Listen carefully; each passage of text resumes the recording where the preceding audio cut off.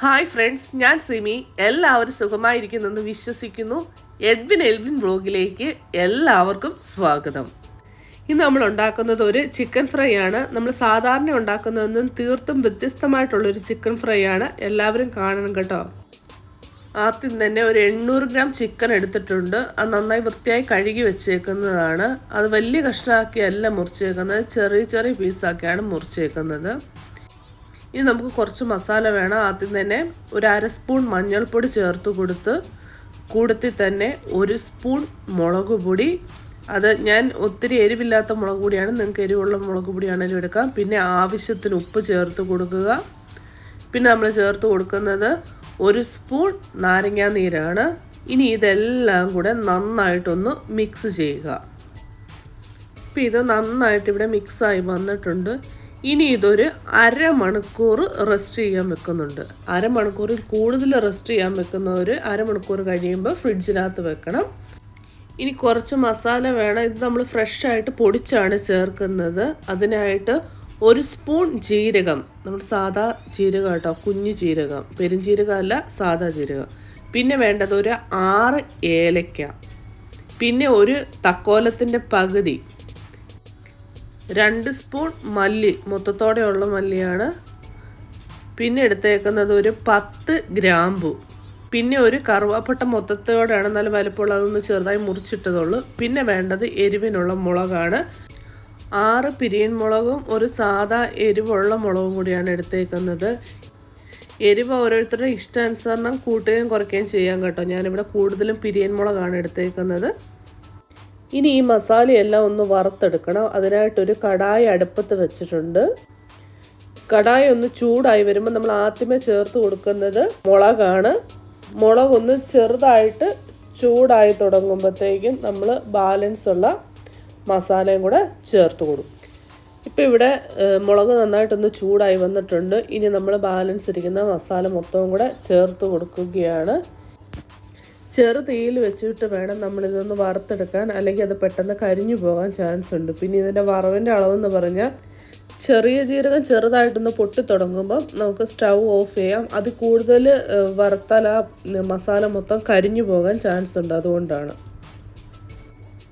ഇവിടെ മസാലയെല്ലാം നന്നായിട്ട് വറുത്ത് വന്നിട്ടുണ്ട്. ഇനി ഇതൊരു വേറൊരു പാത്രത്തിലേക്ക് മാറ്റാം. ഇനി നമ്മൾ ആ സെയിം കടായി തന്നെയാണ് ചിക്കനും ഉണ്ടാക്കിയെടുക്കുന്നത്.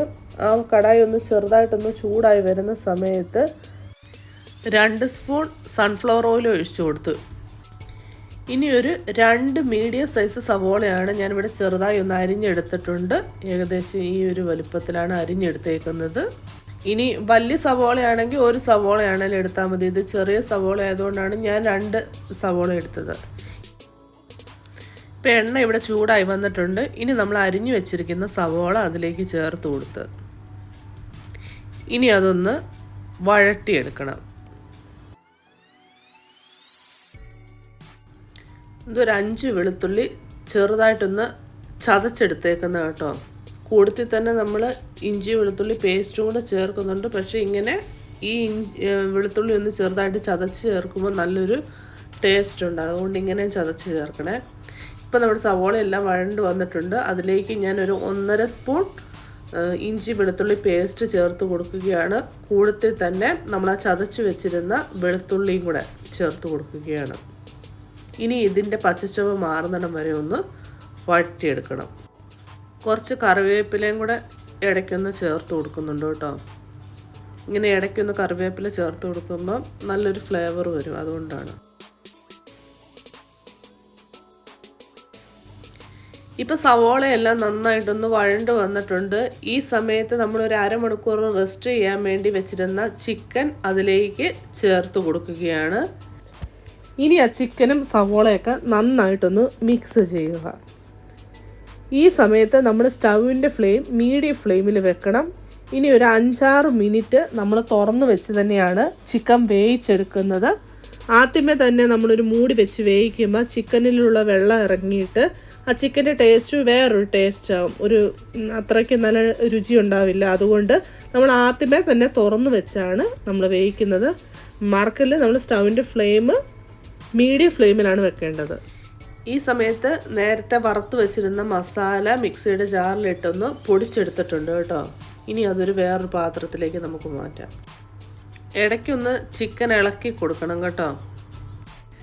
ഇപ്പോൾ ഒരു 6 മിനിറ്റൊക്കെ കഴിഞ്ഞിട്ടുണ്ട്. ഈ സമയത്ത് നമ്മൾ പൊടിച്ചു വെച്ചിരിക്കുന്ന പൊടിയിൽ നിന്ന് പകുതിയാണ് നമ്മളിപ്പം ചേർക്കുന്നത്. മൊത്തം അല്ല ചേർത്ത് കൊടുക്കുന്നത്. ഒരു പകുതി പൊടി എടുത്ത് ഇപ്പം ചേർത്ത് കൊടുക്കും. ഇനി അത് നന്നായിട്ടൊന്ന് മിക്സ് ചെയ്യുക. പൊടി ചേർത്തതിന് ശേഷം നമ്മൾ സ്റ്റൗവിൻ്റെ ഫ്ലെയിം ലോ ഫ്ലെയിമിലാക്കണം. അല്ലെങ്കിൽ മീഡിയം ഫ്ലെയിമിൽ വെക്കുമ്പോൾ അത് പെട്ടെന്ന് പൊടി മൊത്തം കരിഞ്ഞു പോകാൻ ചാൻസ് ഉണ്ട്. ഒരു 3 മിനിറ്റ് നമ്മൾ ലോ ഫ്ലെയിമിൽ വെച്ച് ഒന്ന് കുക്ക് ചെയ്യണം. ഇതിൽ നമ്മൾ എക്സ്ട്രാ വെള്ളമൊന്നും ആഡ് ചെയ്യുന്നൊന്നുമില്ല. ഇപ്പോൾ ഒരു 3 മിനിറ്റ് കഴിഞ്ഞ് ആ സമയത്ത് 1 സ്പൂൺ കുരുമുളക് പൊടിയും കൂടെ ചേർത്ത് കൊടുക്കുന്നുണ്ട്. പിന്നെ ചേർത്ത് കൊടുക്കുന്നത് ഒരു 2 പച്ചമുളക് നടുകയൊന്ന് കീറിയതാണ്. പച്ചമുളകിൻ്റെയൊക്കെ അളവ് ഓരോരുത്തരുടെ എരിവിനനുസരിച്ച് കൂട്ടുകയും കുറയ്ക്കുകയും ചെയ്യുക. പിന്നെ കുറച്ച് ഉപ്പും കൂടെ ചേർത്ത് കൊടുക്കുന്നുണ്ട്. ഇനി ഇതെല്ലാം നന്നായിട്ടൊന്ന് ഒന്നും കൂടെ മിക്സ് ചെയ്യണം. ഇനി നമ്മൾ ചേർത്ത് കൊടുക്കുന്നത് കുറച്ച് കറിവേപ്പിലയാണ്. ഇത് ഇച്ചിരി കൂടിയാലൊന്നും കുഴപ്പമൊന്നുമില്ല കേട്ടോ.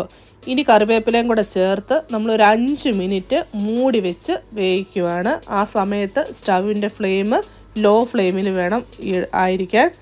ഇപ്പം 5 മിനിറ്റ് കഴിഞ്ഞ് നമുക്ക് തുറന്ന് നോക്കാം.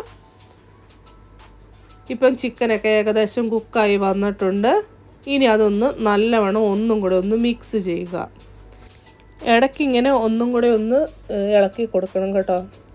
ഇപ്പോൾ ഈ ഒരു സമയമാകുമ്പോഴത്തേക്കും നമ്മൾ ബാലൻസും കൂടെ പൊടിയും കൂടെ നമ്മൾ പൊടിച്ച് വെച്ച പൊടിയും കൂടെ ചേർത്ത് കൊടുത്ത് നല്ലവണ്ണം ഒന്ന് മിക്സ് ചെയ്യുക. ഇപ്പോൾ ഏകദേശം റെഡി ആയിട്ടുണ്ട്. ഇനി നമ്മൾ ചേർത്ത് കൊടുക്കുന്നത് കുറച്ച് മല്ലിയിലയാണ്. ആ മല്ലിയിലയും കൂടെ ചേർത്ത് ഒന്നും കൂടെ നമ്മൾ ഇളക്കിയെടുക്കുക. നന്നായിട്ട് എല്ലാ ഭാഗത്തും ചിക്കൻ്റെ എല്ലാ ഭാഗത്തും നന്നായിട്ടൊന്ന് മിക്സ് ചെയ്യുക. മല്ലിയില ചേർത്തതിന് ശേഷം പിന്നെ നമ്മൾ ഒത്തിരി നേരം കുക്ക് ചെയ്യേണ്ട കാര്യമില്ല. ഒന്ന് ജസ്റ്റ് ഒന്ന് ഇളക്കിയെടുത്താൽ മാത്രം മതി കേട്ടോ. പിന്നെ നമ്മൾ കുറച്ച് കറിവേപ്പിലയും കൂടെ ചേർത്ത് അത് നന്നായിട്ട് മിക്സ് ചെയ്ത് എടുക്കുക. ഇത്രയേ ഉള്ളൂ. ഇനി നമുക്ക് സ്റ്റൗ ഓഫ് ചെയ്യാം. ഇപ്പോൾ സ്വാദിഷ്ടമായ സിമ്പിൾ ചിക്കൻ ഫ്രൈ റെഡി ആയിട്ടുണ്ട്. എല്ലാവരും ഒന്ന് ട്രൈ ചെയ്ത് നോക്കണേ.